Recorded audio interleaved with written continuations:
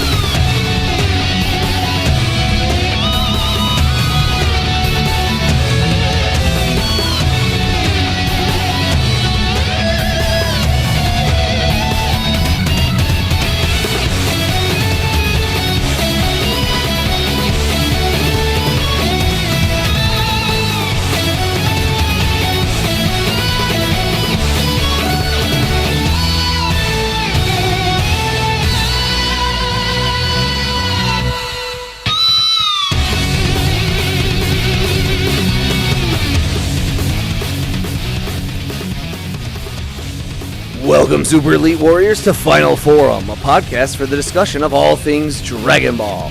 I am your host, Jelli, an elite recruiting member of the Frieza Force on a mission to find the best warriors from across the galaxy to join the greatest army of all time, and I am joined, as always, by my new recruit co-host. This is the Bekinney. And we're back in space. And yet, even in space, you all eventually have to hear me scream. This again. We've been adrift in space several times, and I've been eaten by amoeba more than once. We've also been blasted out of the sky, and everywhere we go I get mauled, or stabbed, or shot, or blasted, or something just generally awful. That's what makes you an indispensable member of this podcast. That.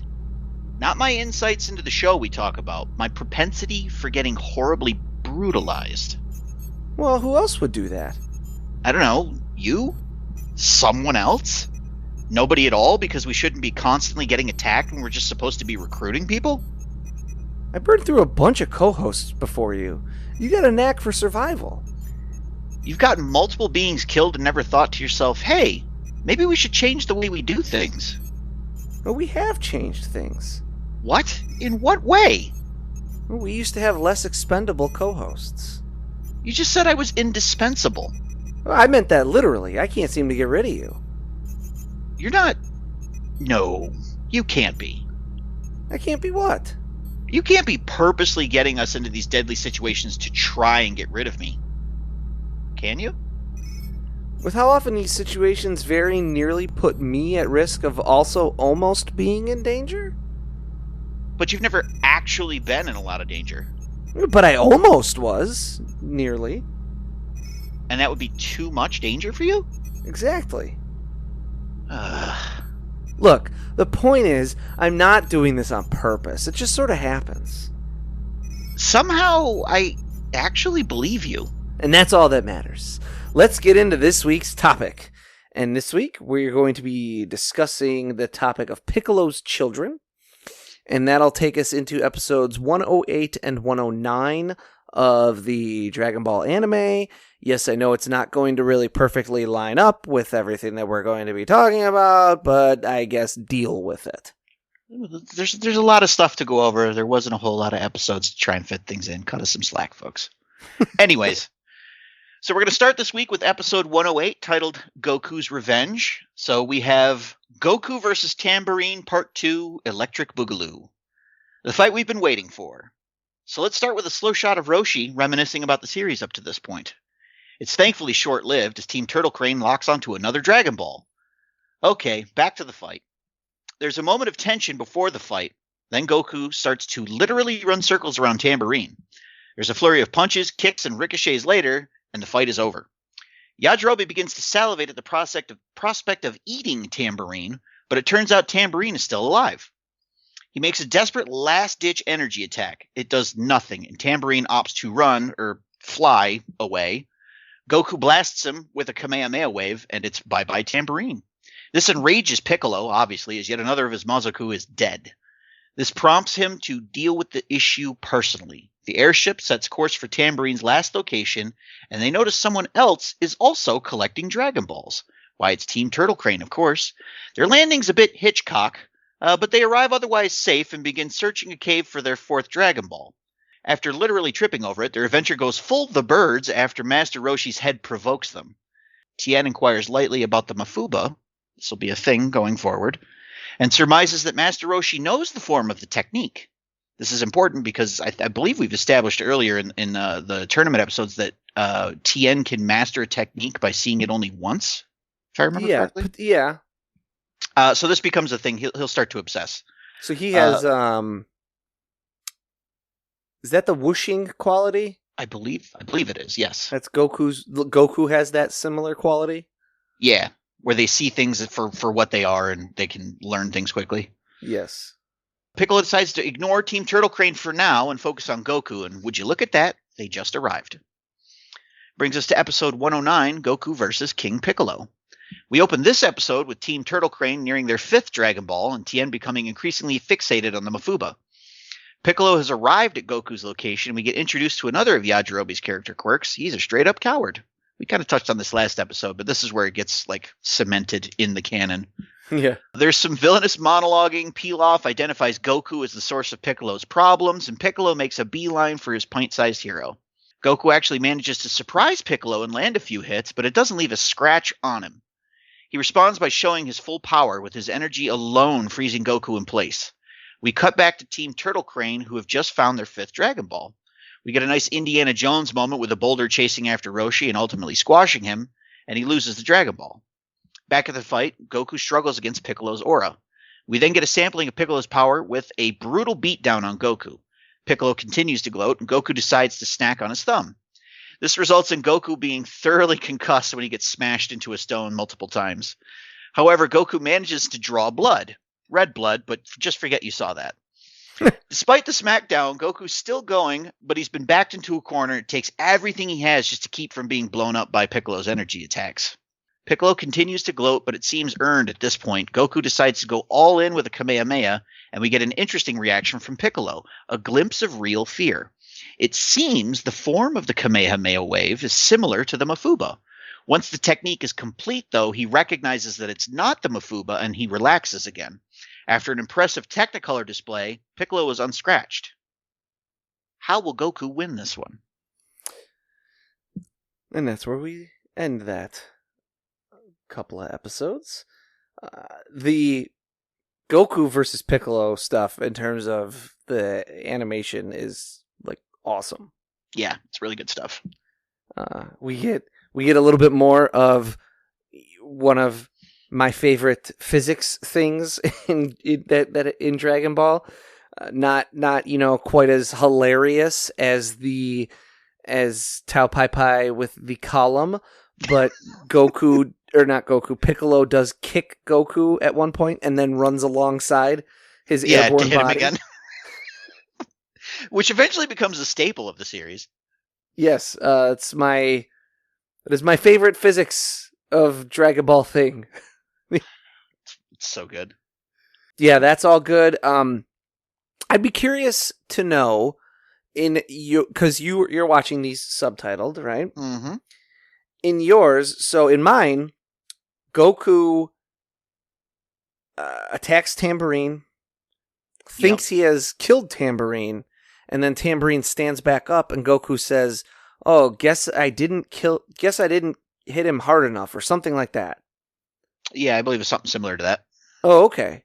I was just kind of curious because this is we've talked a bunch in our very first episode about Goku and how he's considered to have this flat character arc, and I've just kind of been ruminating on that a little bit, where we've actually seen in Goku, in the Dragon Ball portion of this story, quite a bit of, dare I say, bloodlust. Yeah, just a little bit. This arc in particular, definitely. And this understandable because they killed his best friend, but yes, there's definitely a change in the character through these episodes. But even in Dragon Ball Z, when his best friend gets murdered by Frieza after Frieza has also murdered everyone else. What are you talking about? Frieza's a stand-up guy. And just been, terrorizing everyone. and that causes him to snap and go Super Saiyan, he still has that, like, well, I'm not going to kill you thing going on. Right. That is some sort of, I don't know, is that growth? Is that regression? That's some sort of change in this character. I mean, yeah, I think though that like with this whole thing with Krillin, I think it's kind of just a motivation thing. Uh-huh. And I think it's to keep, because we're in that section of the storyline where it's okay, we've got to go find the Dragon Balls now, and I could see how that might start to feel samey after a while. So I think maybe this was his way of trying to break that cycle. And then personally, I think that Piccolo ended up being such a popular villain, and he brings him back, that it kind of forced the typical cycle of find the Dragon Balls, have a tournament, find the Dragon Balls, have a tournament cycle to break and be able to do something different with the story. Well, and you could make the argument, if you want to do the sort of literary storytelling argument, which, we dip into for sure from time to time on this podcast. I think I have some stuff about that actually later on in our notes here with regards to Piccolo's children. But, if you want to make like the storytelling argument behind why Goku goes through that change, it's because when he's young, as he still is in the Dragon Ball portion of the story, he sees unrepentant bad guys, right? Like the Red Ribbon Army and sure, yeah, and Piccolo. And as he grows into adulthood, he will encounter certain unrepentant bad guys like Piccolo and Vegeta, who reform and become allies and even friends. And so his mindset changes from, oh, bad guys are always unrepentant and must, be killed because they're unrepentant, to, hey, even the worst guy is potentially not beyond reform. That's a pretty good point. I hadn't considered that angle. It's very Good Place-esque. Yeah, definitely getting that vibe. So it's a change in his character, and so there's take your flat character arc and shove it. I feel like those flat earthers who find like the one Google link that agrees with them, and I'm like, ha right all along. So let's dive into Piccolo's children here. Okay. Now that we have called ourselves flat earthers.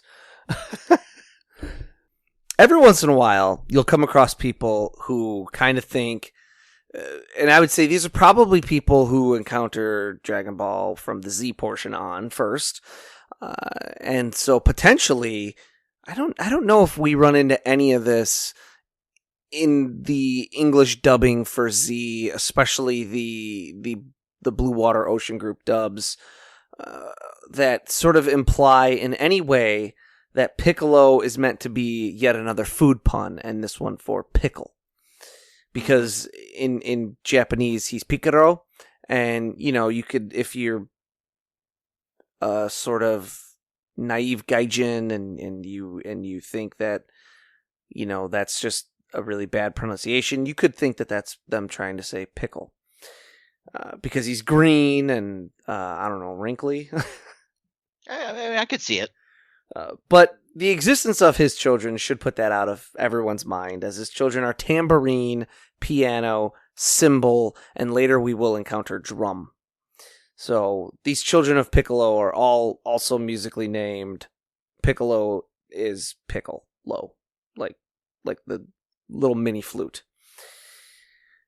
These children of Piccolo all have percussive names, which perhaps is alluding to their supporting role, as well as the supporting role that percussion music takes in helping lead instruments, like a piccolo or a flute, find their timing and rhythm. Somewhat less official children of Piccolo, as they're named in games only, are Ukulele, who is actually in the flashbacks of Roshi describing the first war with Piccolo. He's one of those like monsters that appears in it. He's Ukulele, but he's only named in the NES game Daimyo Fukkatsu, which we discussed last year in our video games episode. So go check that one out if you want to hear us talk about that game a little bit. We couldn't play it. It was not great. But his other kids that are named in video games as NPCs or whatever are Banjo, Bell, Viola, Conga, Harp, Mandolin, Maraca, Marimba, Organ, Castanets, Harmonica, Bongo. Organ is actually notable as he replaces piano in Daimyo Fukkatsu as sort of the mouthpiece of Piccolo. And then the others tend to just all be like video game only characters who in a bunch of cases are like palette swaps of each other or even Piccolo's other children. So I think like there are a bunch of palette swaps of ukulele, like ukulele, banjo, and viola are all just like conga, are all like palette swaps of each other. I guess that makes sense. I think conga is a palette swap of drum. So I don't know all of these other ones, but yeah, they're just like palette swap characters to get more characters in a video game where you're, trying to have that sort of beat 'em up style battle against multiple things instead of just one main boss. That sounds about the level of effort I would expect developers of that time frame to put into it. Hey, at least they picked up on the musical instrument part. Yeah. We'll give them that, because these people do not always do that. Or they don't, right? Because that's Korin and Korn versus Carinto. Go listen to our Master Korin episode for more on that. So many references. We're just the self-referential podcast now. Well, we've got 100 and how many episodes into this we are now? This is like for Dragon Ball. Oh, 100. Yeah, we're on like episode 108 of Dragon Ball, right? So yeah. So I mean, there's a lot to reference there. Now, Tambourine, as we've mentioned before, is voiced in the American dub by Dameon Clarke, who also did Cell, and in the Japanese version, Ryusei Nakao, who also does Frieza. In some further synergy with Frieza, both Tambourine and Frieza kill Krillin, and also Tambourine, Frieza in Super, and Cell are all killed by the Kamehameha. And furthermore, Tambourine and Frieza kill Giran and King Vegeta respectively, and both of them are, in the Japanese version, voiced by the same voice actor, Banjo Ginga. I smell a conspiracy. And his name is Banjo. So the Matrix or something. This is all lining up too much with my flat Earth theories. So if you see two black cats walk in front of you right now, glitch in the Matrix. Take the red pill. In GT, I'm sure we'll probably repeat this, but just because that'll probably be like 100 episodes for us from now. In GT, Nuova Shenron, and Ice Shenron resemble Tambourine, and then they are like palette swaps of each other, which is apropos as they were both born out of the wishes due to Piccolo's actions. Nuova is from Piccolo's wish for immortality, and Ice is from Bulma's wish to revive those killed by Piccolo. And we'll talk more about these twin brothers whenever we eventually get to discussing GT. Tambourine loves killing, and it's considered one of his hobbies. That's lovely. Cymbal is voiced in Japanese by Daisuke Gori and in English by Brad Jackson.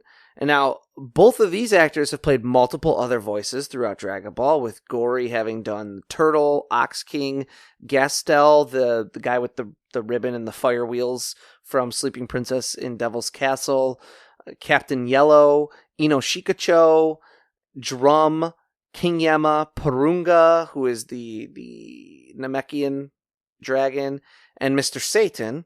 And Jackson, this Brad Jackson, has done Oolong and Hayes Shenron, but both of them wound up doing King Cold as well. So the trend of shared characters among these voice actors continues. I feel like that episode of Always Sunny where they're standing in front of the conspiracy board. Pepe Sylvia!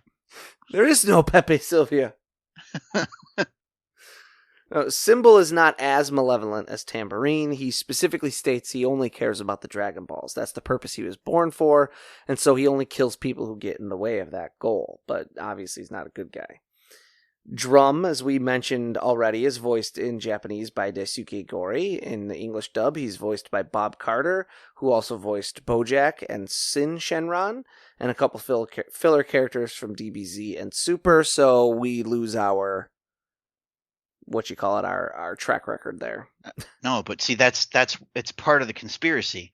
They did this just to throw us off the trail. And then finally there's Piano. Piano never fights, but we have to surmise he has some baseline fighting ability because he can fly, and we've discussed how flight is attributed to powerful individuals already. If you'd like to hear more about that, you can go listen to our flight episode. Wow, was that three references already? Yeah. So if this is your first episode, you got some homework to do. And really, we've kind of preempted a fourth by stating how we were going to reference GT hundreds of episodes in the future. So really, it's at 4. Conspiracy grows. Now, there's an interesting thing about Piano, and it's not going to be for a while, but when he is killed, ultimately, in the English dub, he moans, and he's like seemingly left alive, but he's never seen again. This is one of those weird censorship things that happened with Dragon Ball. We should call these like Hiffle happenings, you know? Like I like that. Yes, we're doing that. This is one of those Hiffle happenings where, for some reason, killing this character would have appeared to be just too violent. You know, you could slice a character in half, you can vaporize one, but you can't a hole through their chest. You can't. I believe the way Piano dies is that Piccolo, lands on him and crushes him while he's fighting with Goku, and then the earth kind of caves away under him, and then he falls into the crevice of the earth, and he's just never seen again. For some reason, that would be too violent. Okay. So they didn't kill him in the English dub. Now, his design, Piano's design, comes from a character Baramos in Dragon Quest III, which was also designed by Toriyama, and Piano's first appearance precedes Baramos's by about a year.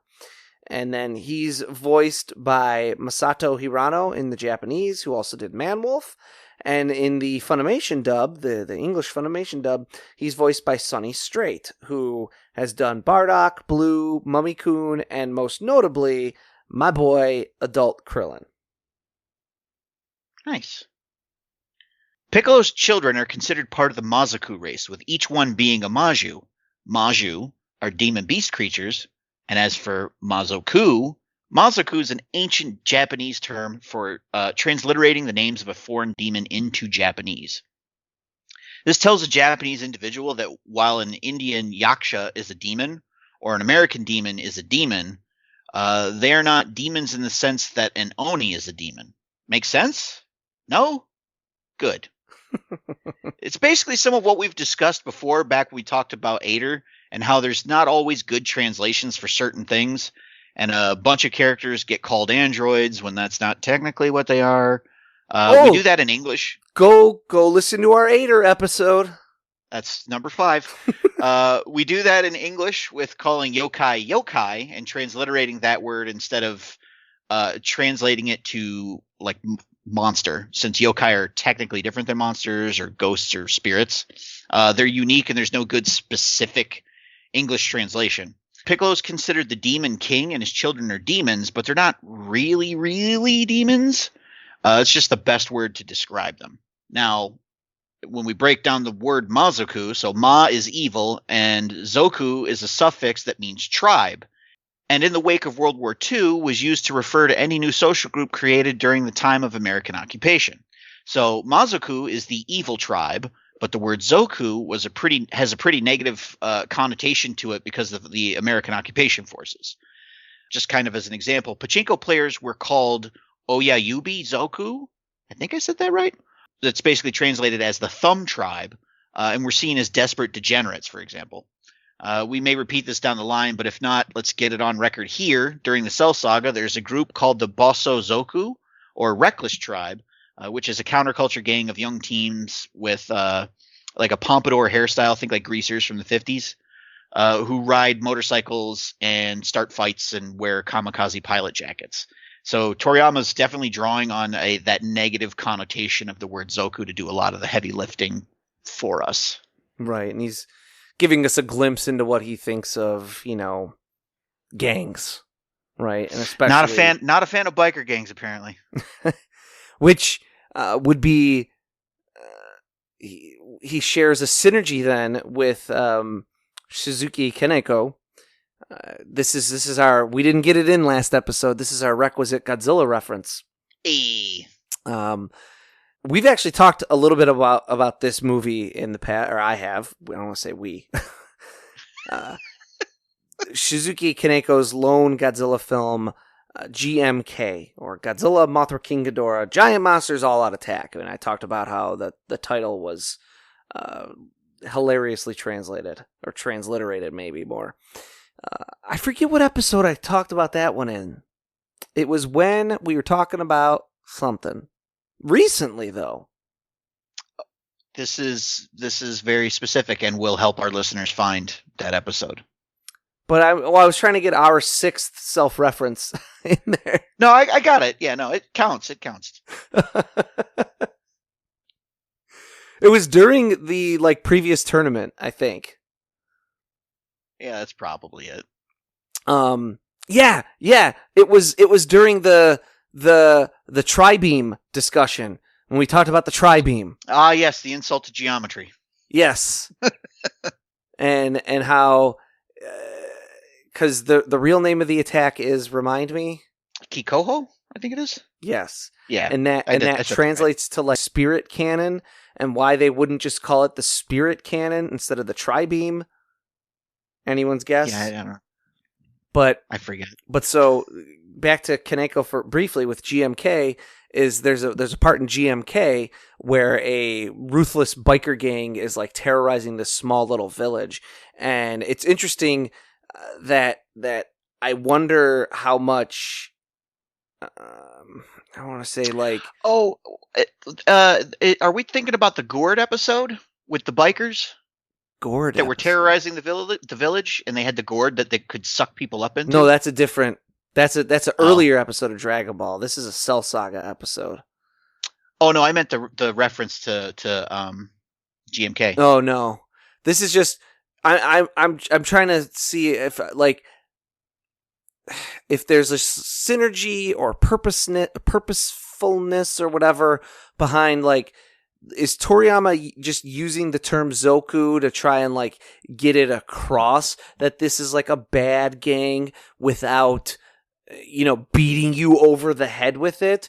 Because much like Kaneko does in GMK, he has these characters where, and I forget what the symbol is, but it's some kind of a sun symbol. I forget the exact name of it, but it's a radical right-wing group in Japan. And he just has the Hanafuda? Maybe? Where is it the red circle? No, with it's a different. Rays coming out of it. It's a golden red. It's a golden sun thing. Oh, okay. Like a flower patch almost. And it looks like almost a flower. It really does. But I think it's called the golden sun or something. I forget. But it's a radical right wing group in Japan, and he's basically telling us that these are essentially neo Nazis without. I get you. Having them loudly announce their views. And then later he has them get killed by Baragon. And you're supposed to be yeah! Awesome! And not just, you're not, a lot of Western viewers have interpreted that as sort of that's a over-the-top comeuppance for this gang of street toughs. Very street toughs, right? They're not they don't ever show them murdering anyone or anything, because Godzilla, right. Godzilla movies are ultimately, kind of for kids, just like Dragon Ball's kind of for kids. Yeah. But he has them wearing these patches on their shoulder that kind of tells you that they're Nazis, essentially. That's what we're here for, folks. So you get the cultural context of all your favorite media. Butchered through our inability to remember any terms. But now, so given what we know about Goku, about Piccolo, namely that he's an alien, and specifically a Namekian, whose children all look like themselves, why don't Piccolo's children look like Piccolo? Excellent question. There's the first and easiest and obvious answer. And it's that Toriyama had no idea when he was writing this that he would still be writing Dragon Ball several years later and wind up creating an entire planet and race of people and giving Piccolo an alien origin. And so he just kind of forgets. That's the actual answer. Like, if you want the actual answer, that's what it is. This guy just makes it all up as he goes along, kind of forgot. And as a piece of evidence to back up that theory, the red blood. Yes. Which becomes like green and then I think purple later. Yes.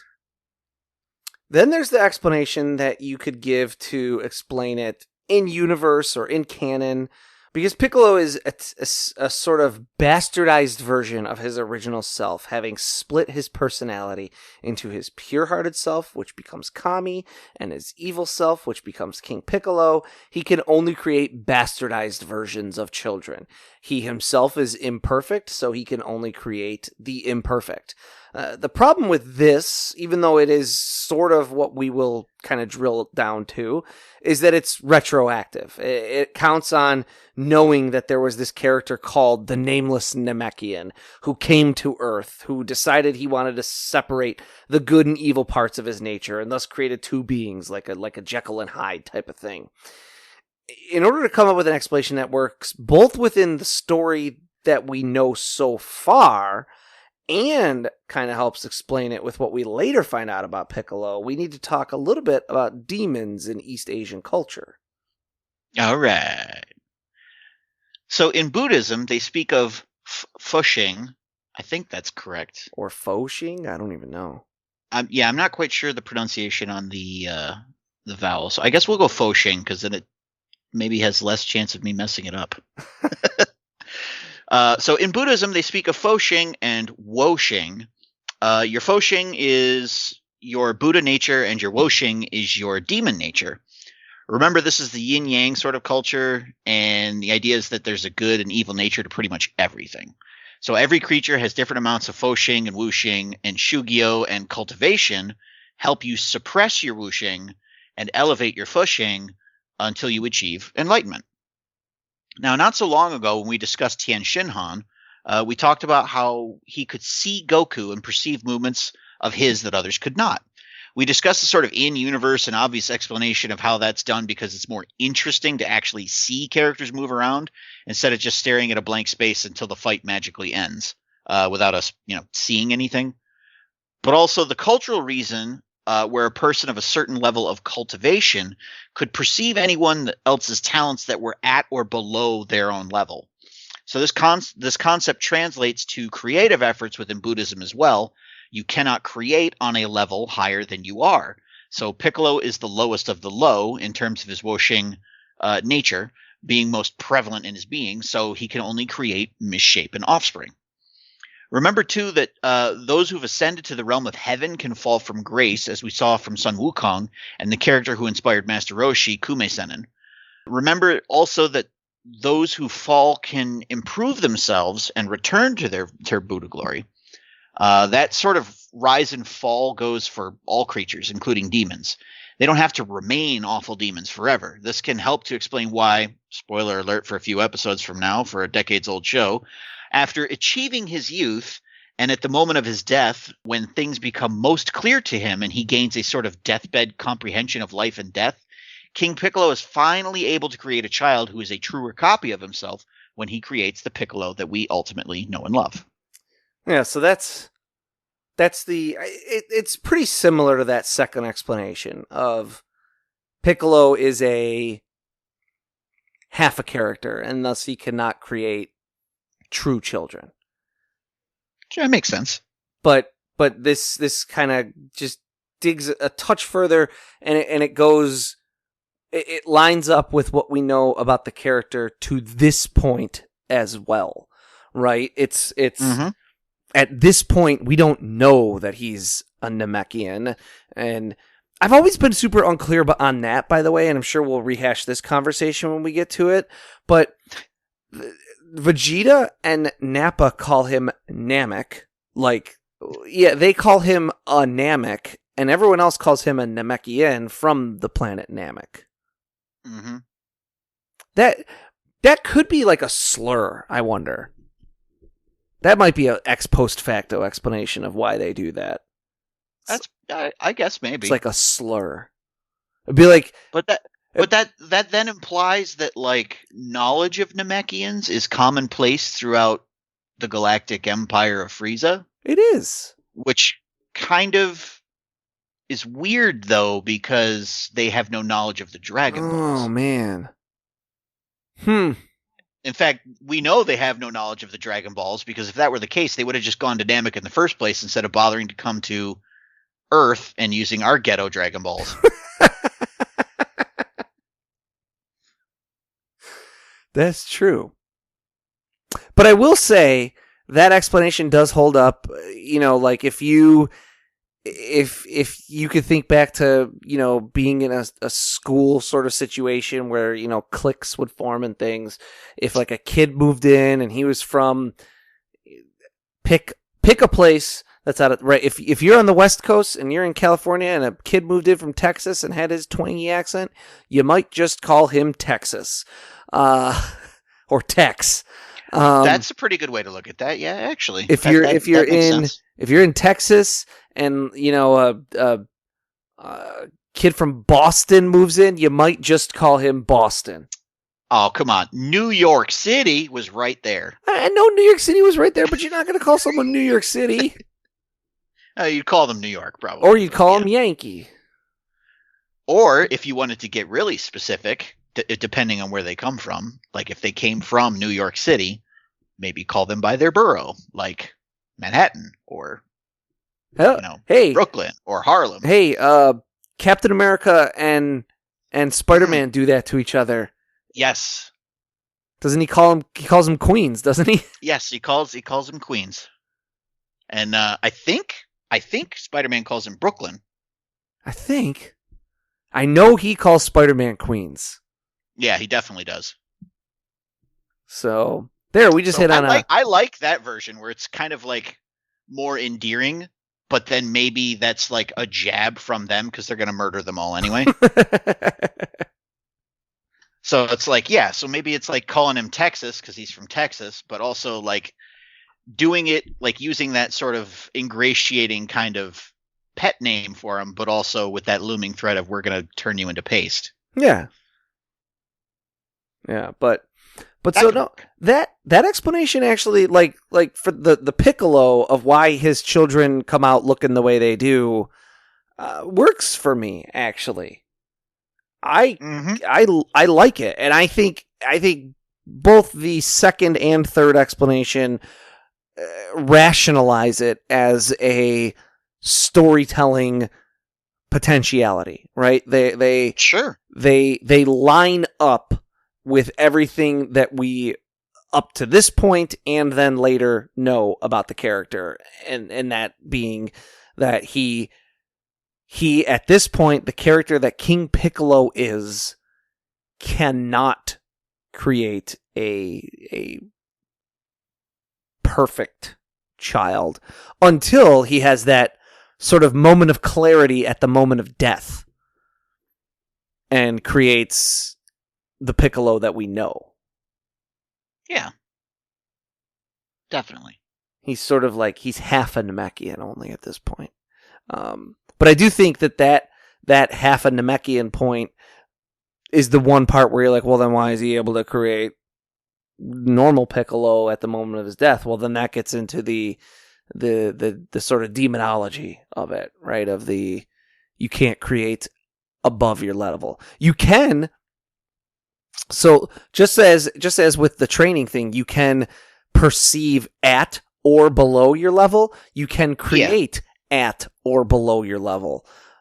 But he doesn't create at his level prior to that moment of clarity because he is clouded by his age, his rage, his more his narcissistic nature. Yes, he probably didn't want to make a child that could rival him. Right. And it's only in that sort of last gasp desperation moment that he puts everything he has actually into making a child. That could work too. Yeah. So the children of Piccolo ultimately not super memorable. I think the only one coming into this that I even really remembered at all was Tambourine. And that's because he is the one who kills Krillin. I mean, yeah, that's definitely one. That, of course, Cymbal's like he doesn't really do anything, and then he finally shows up to collect a Dragon Ball and immediately just gets sliced in half. Yeah, and I don't like we've talked about there's a one named Drum coming. Is it like a similar thing with him? Like he gets created and then almost immediately gets killed too? Like I don't even know why he gets created. I know he gets created after Piccolo gets his youth back. Yeah, I'm not sure. And then, I don't know, like, I think, I'm pretty sure Goku, like one-shots him. Well, at least at this point, we can reassure our watchers and listeners that we're not skipping ahead when we record these. and that's, I mean, that like, Tambourine is like I said, he's kind of the only one you really remember. He has a bunch of dialogue. He's super menacing. In his first appearance, he at least dispatches Goku. Goku does say it's just because I was hungry, and then proves it because he mollywops Tambourine eventually. It's like, no, that one doesn't count. I didn't have a snack before. But, so yeah, they're not the most memorable or even really important characters. You know, they, I think narratively, like, I don't know, we'll have to see when we get to Drum if we think it makes any sense, but, like, it almost feels like Drum doesn't narratively make any damn sense. I mean, same with Cymbal, honestly. Tambourine makes Tambourine does make the only a little... reason. Sorry, go ahead. Oh no, I was just Tambourine does make a little bit of sense, right? To be this sort of like narratively. Yeah. The introductory character, the minion who's going out to kill the martial artists. You could just also have him be looking for the Dragon Balls. I mean, yeah. But I mean, I think the idea there is that Piccolo is more afraid of the Mafuba than not collecting the Dragon Balls. Yeah. I guess maybe he hasn't. I think maybe in his mind, he doesn't realize that there's like a group of people that realize that he has escaped and they're planning to use the Dragon Balls to get rid of him. I think he also, because this kind of goes into, we don't really know how long he was trapped inside that rice cooker for. Also true. I like to think it's a very long time, even though that doesn't completely line up with the flashbacks that show us like tanks and lasers being used. I like to think of it as being like a very, very long time because we know that Roshi is like 300 years old, I think. Yeah, there's definitely some timeline things not lining up and here. And I like to think of it as being like over 100 years, or maybe even hundreds of years, such that Piccolo himself is lapsed into like legend and lore, but he doesn't even realize it. And he doesn't realize that he is thought of as almost a fictional character, and he thinks that all the martial artists of the world out there have been trained or training for his, maybe not his return. But the eventuality of there being other people like Piccolo out there. And so he thinks that all martial artists are trained in the Mafuba. Which is kind of funny because it sort of betrays how little he knows of humanity, because typically when we remove a threat, we just pretend like it's never going to happen again. But that's my preferred rationale behind. I mean, that's pretty well thought out, in my opinion. Where he has his priorities is that, yeah, he thinks that everyone is out there prepping for him. I mean, my take on it was a little bit the opposite direction. I think he's banking on the fact that, like, everyone's forgotten. And so he has time, because all he has to do is remove any credible threat. And then it's literally just a matter of time until he eventually gets the Dragon Balls and wishes for his youth. Yeah. That doesn't differ too much from what I'm saying, because I'm saying, like, it's the same outcome. Like it's opposite motivations, but it's the same outcome at the end of the day. I think in my rationale, he thinks everyone is prepping for his eventual return, but not that they know he's on the loose right now. Okay, I get you. Yeah. So yeah, then okay. So he's still using that element of surprise to his advantage. That works. I could agree with that. Which also goes to, in this second episode we watched, when he smashes Goku and knocks him into the ground, and he's like, "Oh, you're still alive." He intended on killing Goku with that strike.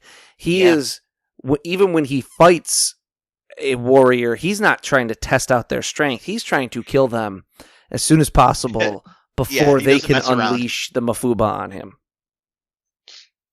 He's trying to use that element of surprise. But also, I think, because there's also some moments here where he does straight up just like sit there gloating at Goku. Because I mean, like, he's let's be real, he's a bit of a narcissist, so he's gonna do that a little bit.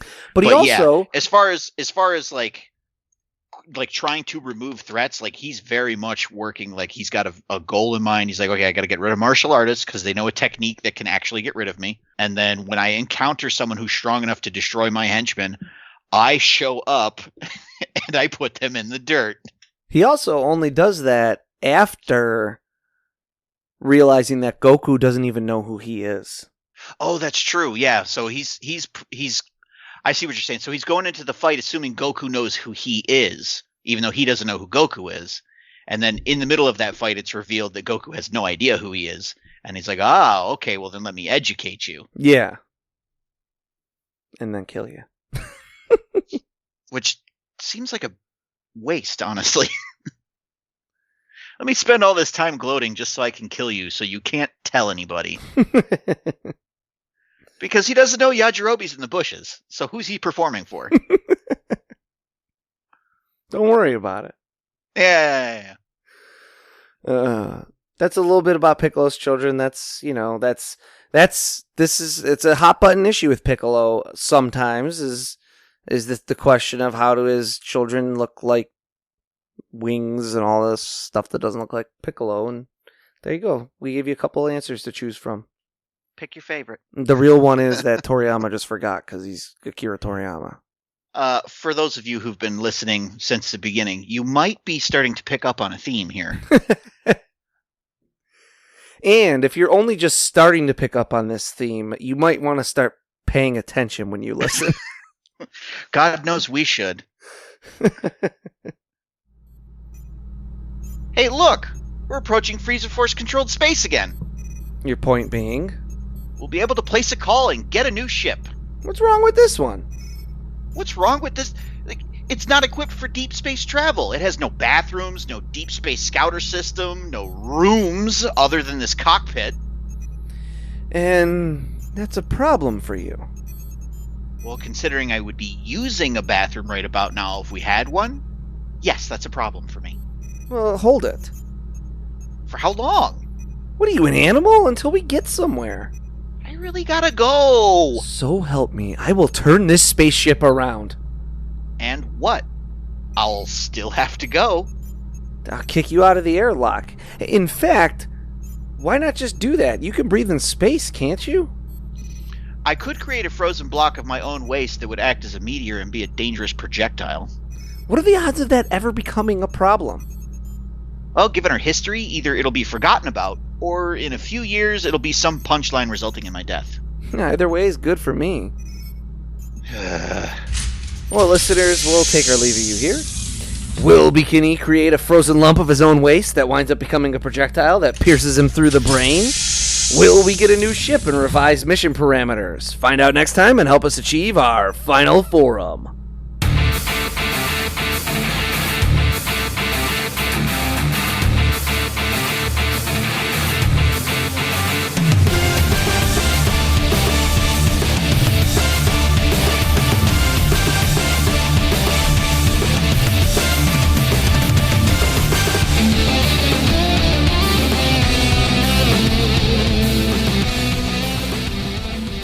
Final Form is written and produced by Tom Gwelly. It is performed by Dan Kinney and Tom Gwelly. Our webmaster is Dan Kinney. Our theme music is provided by YouTube content creator GVG Kid. Want to learn more about the Dragon Ball universe, including concept art, behind-the-scenes interviews, and recommendations from Jelli and Bekinney? Connect with us on social media. Like us on Facebook, follow us on Twitter at Final Forum Pod. Make sure to subscribe, rate, and review wherever you receive your podcasts. And of course, make sure to share it with your friends and family and help us spread the word of the glory of Lord Frieza. The Frieza Force thanks you for your listenership.